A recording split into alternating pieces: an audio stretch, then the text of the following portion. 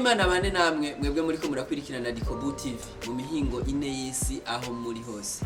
Nitwa Penel Ndagijimana ngiye kubagezaho inkuru ibabwira ba Buramatari batanu bagiye kurongora intara Nshasha Uburundi bugiye kugira. Uburundi buherutse gutunganya amatora y'impanuzwa jambo za komine ndetse n'abashinga amateka. Amatora mu biharuro byashikirijwe n'umugwi seni warujejwe guhagararira amatora wavuze yuko umugambwe CNDD-FDD uri ku butegetsi watsinze ku bice byinshi kwijana tari munsi ya 90.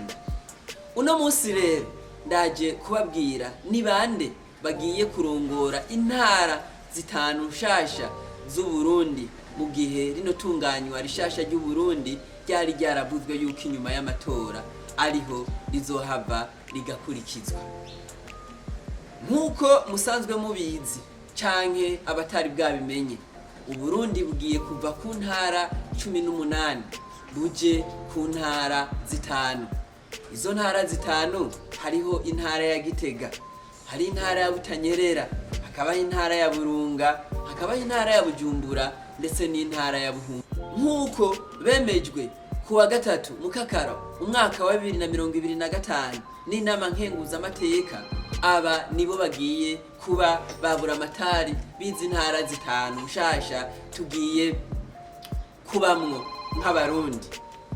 Igitega haremejwe Ubigirimana Liboire, wakaba yahora ari umuyobozi mu bushikiranganje bw'indero. Butanyerera haremejwe General de Brigade de Police Segasago Victor, yahora atwara intara ya Kirundo. Burunga haremejwe Honorable Mboninyibuka Parfait, yahora ari umushinga amateka. Bujumbura hakaba haremejwe Aloise Ndayikengurukiye, yahora ari umuyobozi mukuru wa Sosumo. Buhumuza haremejwe Denise Ndaruhekere, yahora ari umuhanuzi mwishikira mu biro kwa Buramatari w'intara ya Muyinga. Nabo ba Buramatari bashasha tugiye kugira muri zino ntara zitanu. Ni giki woshikiriza kuri ino nkuru? Karibu muri comment section ya Dikobu TV. Diaspora da Sinzira.